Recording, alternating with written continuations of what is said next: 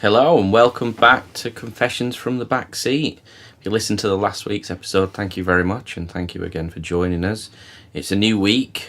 It's a new week of annoyances. What's upset Carl? What's upset myself?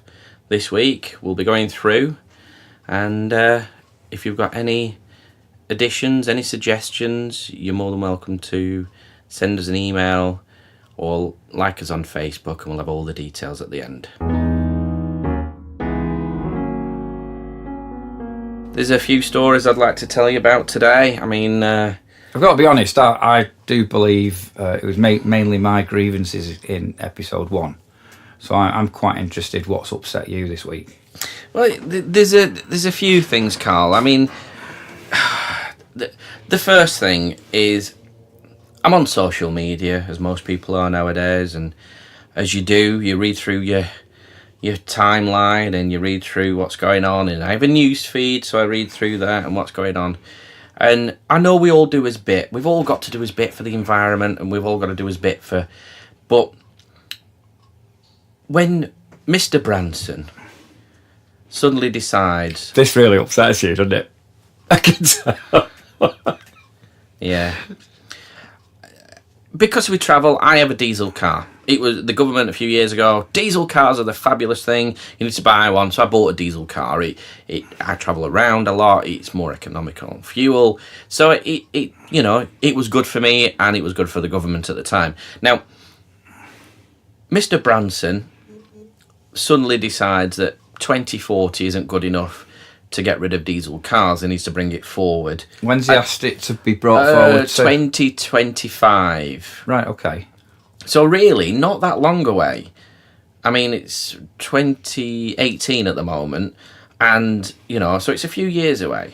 I mean, and I just bought a new car the other year, so it's, it's one of those things that I weren't even thinking of changing my car, but now... And going back not long ago, they were encouraging you to buy diesel vehicles, weren't they? Yeah.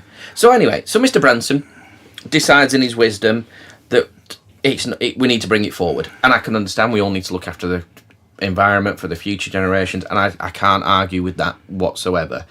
But when the person that has an airline, he has a train company, he's been a multi-millionaire for a lot longer than I've been around on the planet. So I'm guessing he's had the fast cars, he's had the private jets, he's had everything else. His carbon footprint is going to outweigh the most of Manchester. I believe you are correct. So when he's telling me I have to get rid of my car because he feels like it needs to be sooner, and he's riding around in his own... He's building rockets. Your voice is getting higher pitched. It is getting higher pitched. It is getting higher pitched. You're getting upset. You do this in the car. I know. I can always tell when you're really upset about something. But I kind of feel like it's always, pushed down to the little man. I've got to go and buy energy-saving bulbs. Takes 10 minutes to light up a room. It does. Yeah, I go on holiday to Las Vegas. Them bulbs are on 24/7, 365. Millions of bulbs. So my energy-saving bulb at home is what? It's going to make a massive difference. It's making no difference. It's not.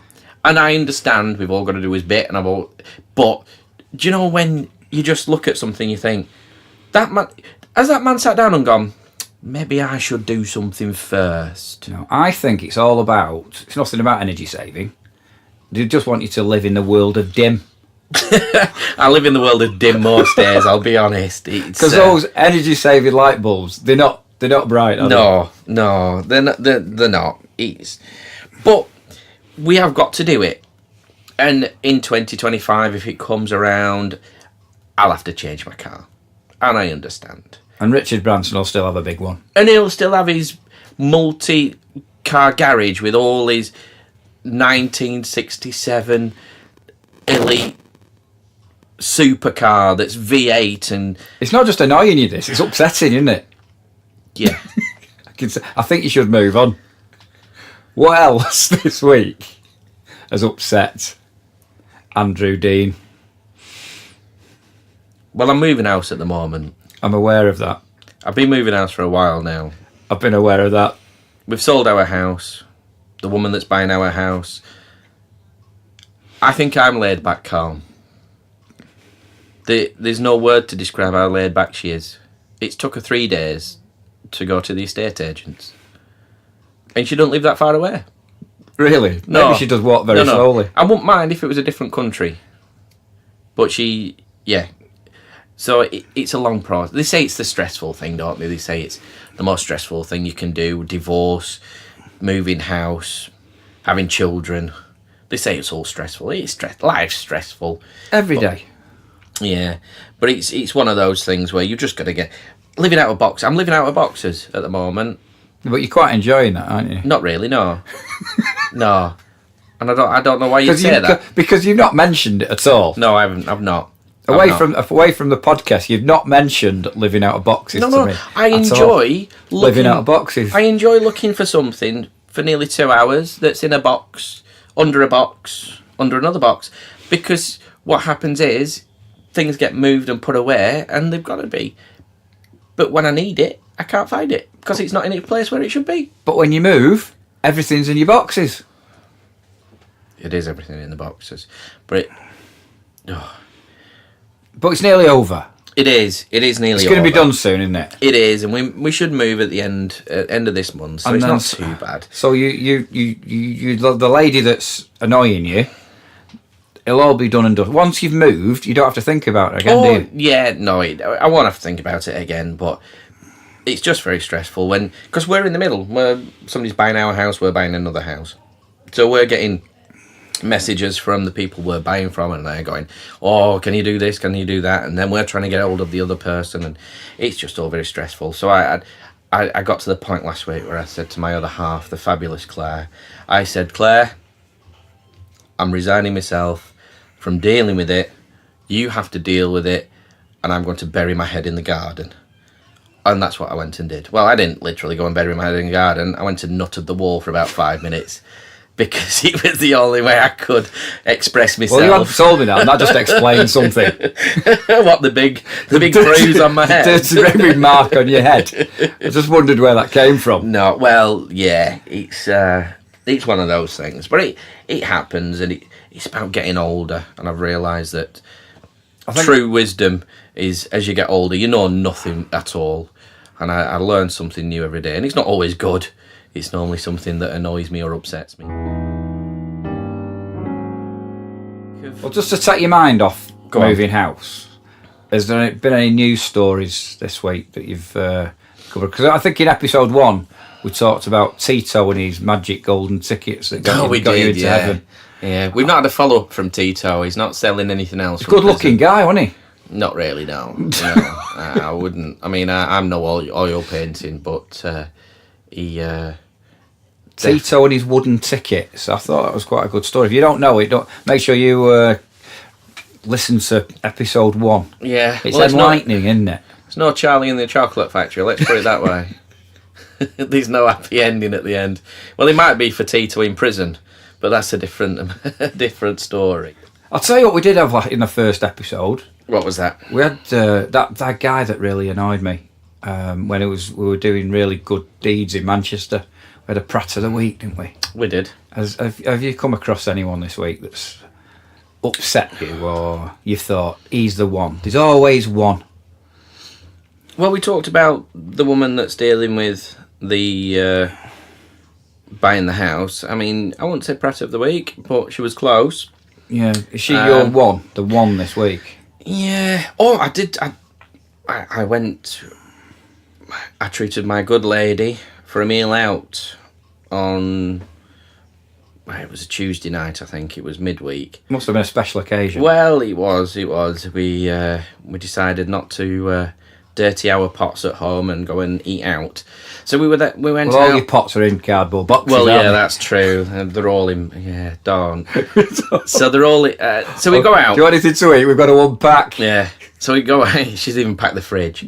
So we go out for a meal and we go to the bar, order a few drinks, and the lady, I buy a pint of Guinness.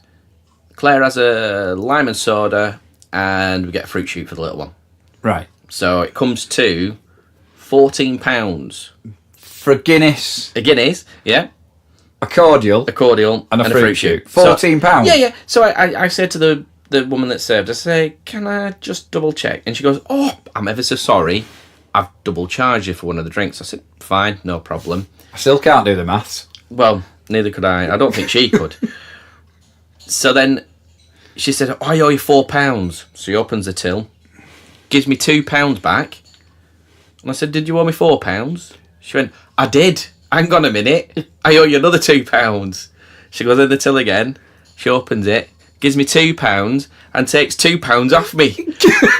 And I went, what are you doing? She went, I owe you £2. And I must have been stood at the bar for about 10 minutes just going, what's going on? And then she said to me, she went, you've got to have them out of plastic glasses. And I said, it's a Tuesday. Why? She went, we've no room to wash up. So I had to have a pint of Guinness out of a plastic. I felt like I were at a football field. It cost you £12? Yeah. Well, it ended up about £8 something in the end because she got it wrong and she charged us and she'd messed about with it. But you know when you look at somebody and you just think... I'll say, Andy, I've just listened to that story, and in the end, if you do the maths, you were charged £12. I probably was. She was probably related to one of the highwaymen. So is she your prat of the week?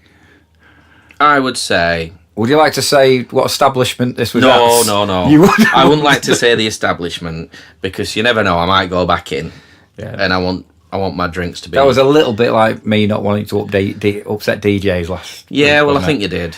I believe I've upset a few from the comments I've had. Well, Carl, I just think for the next few gigs that you do, they won't be able to hear anything. You'll be fine. Anything else? Anything else that's upset you? It's been quite a quiet week this week. Right. I mean, there's been a few... You've been waiting to move house, haven't you? Yeah, I've been waiting to move house, but dealing with the estate agents and things like that, I mean, I can't really... People know what estate agents are like. You know, they're good for some things, they're not good for many other things. And...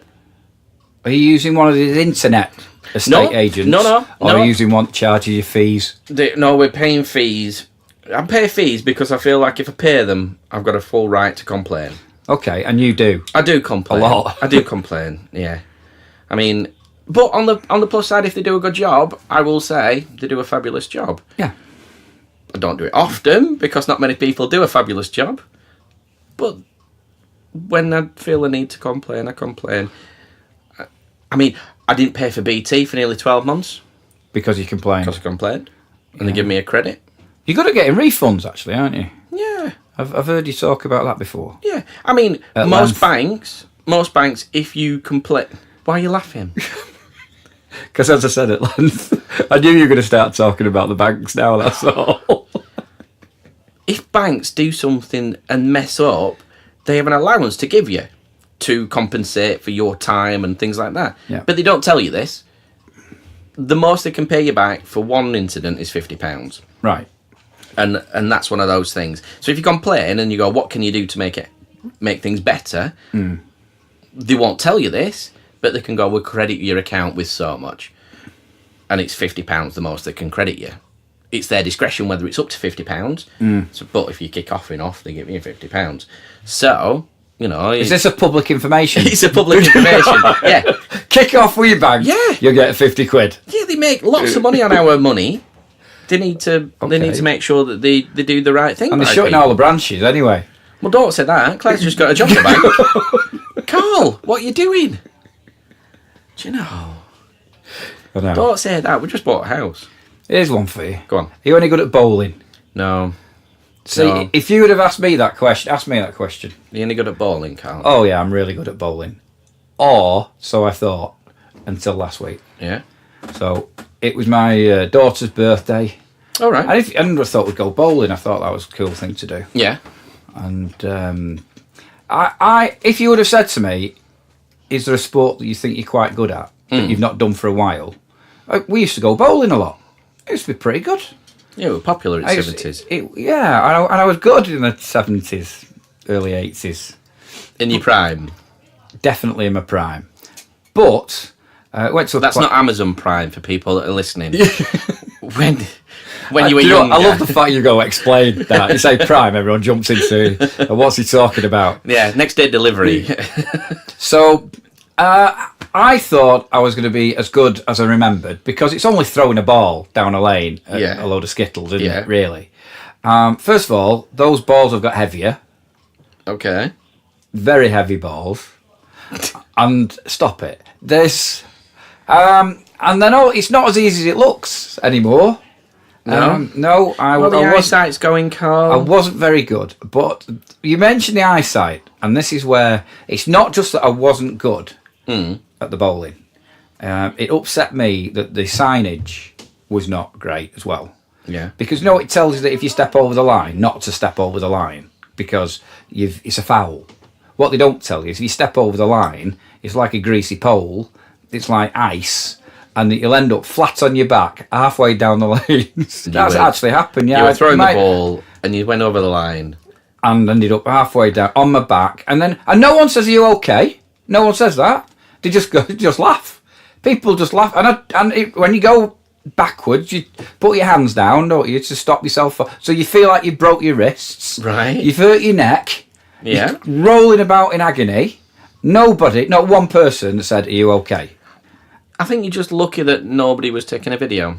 I think that's probably the... Then the other thing that happens is, because you're on the slippy stuff, when you stand up, what do?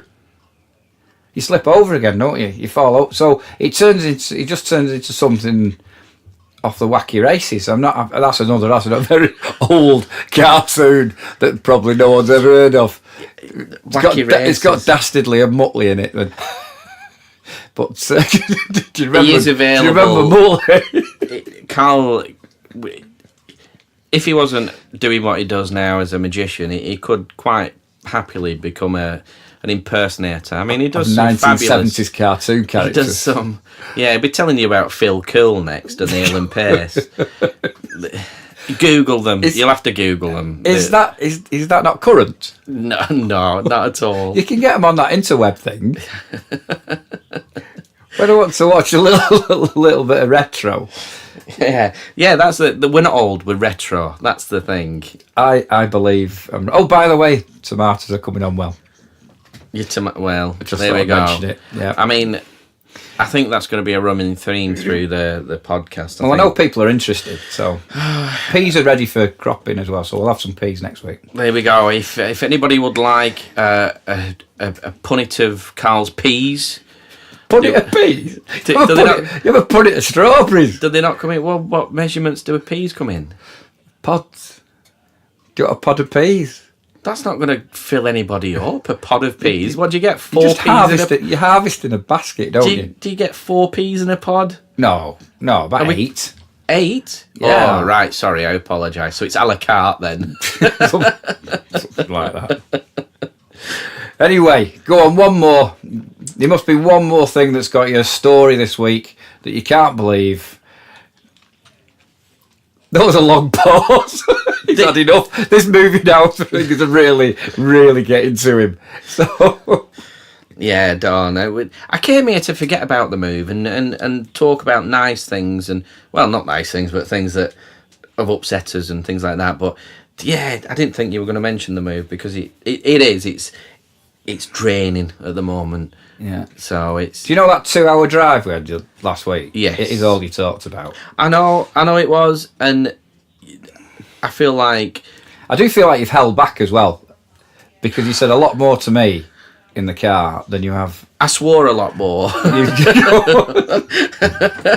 I feel like if anybody ever listens to this that's been part of the move, they might not appreciate it. I get that. So, yeah, I mean... What's with the long pause? I'm a big dog. Is that a dog? Oh dear, that was a terrible joke. No, this week, I think we've all been very interested about the whole Trump Kim Jong-un thing. I think it's one of those things that you can't help but be interested in. I just think it's a meeting of the minds. Do you know my favourite thing about that was the picture that people kept putting on the internet of pictures of Jackie Chan and I don't know the other actor's name, and it just looked like younger versions of Trump and Un. And Un. Yeah. Yeah. I don't know. Have you seen these things about the Simpsons that have been going about where the people are thinking that the creator of the Simpsons is some sort of time traveller? Well, I've seen the one where they come down on the escalator, and there's actually a picture years and years later of virtually exactly the same thing. Well, there's a picture of is it Homer with Kim Jong-un? Yeah. There's a picture that's flying around, and it's Donald Trump, it's Kim Jong-un, and it's a Saudi guy in the traditional Saudi wear, all round like a crystal ball almost. Right. And then if you look, the Simpsons have done a similar picture, but even down, they've got them in the right place, but even down to, in the background, where there's a woman in the background, and there's a guy in a suit, and if it's But you know what? Wouldn't it be great? I like to look at that the other way around. Wouldn't it be great if Trump was a massive Simpsons fan? And he's just recreating all that. And he's on purpose recreating all. that would be genius. So basically, he's not working towards world peace. He's working to an episode of Simpsons. So everyone's saying that the Simpson guy's the genius, but actually Donald Trump's the genius, recreating episodes and scenes from the Simpsons through the years. I think from that, if we've got a toss-up between Donald Trump's a genius or we believe in time travel, I've got to be honest, time travel is going to be the most logical explanation. I don't think genius and Donald Trump come into the same sort of category. Mind you, saying that, he might try and sue us now. I mean, you can have my new house if you want, Donald, but there we go. Anyway, I think that pretty much sums up everything we spoke about this week, doesn't it? I think so. Tales from the road, confessions from the back seat. Yeah, we've not really done much back seat this week. It's been more sort of front seat driving into the news. Well, if you'd been sat in the back seat of my car, you'd have heard me waffling on a little bit and getting angry. But it's all good fun. So it's been fun. It's emotional. Well, join us next time when we discuss more about what's upset us, what's been going on in our lives. If you're interested, if you're not, you can just laugh at us. Yeah, we've got an email address now. We have got an email address. You can contact us on the email address. And what is it, Carl? It is cftbseat@gmail.com. That's cftbseat@gmail.com. So any comments you've got, please let us know. Yeah. Keep them clean. And Carl, you don't need to repeat it. They can always rewind. Oh, they can do. That's technology, isn't it? It is. We're going to have a Facebook page as well, aren't we? We are going to have a Facebook page, and the address will be after the show.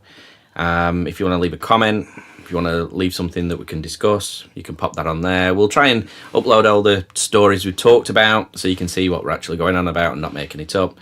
And hopefully you'll join us next time when we talk about more things that have upset us and more stories from the road.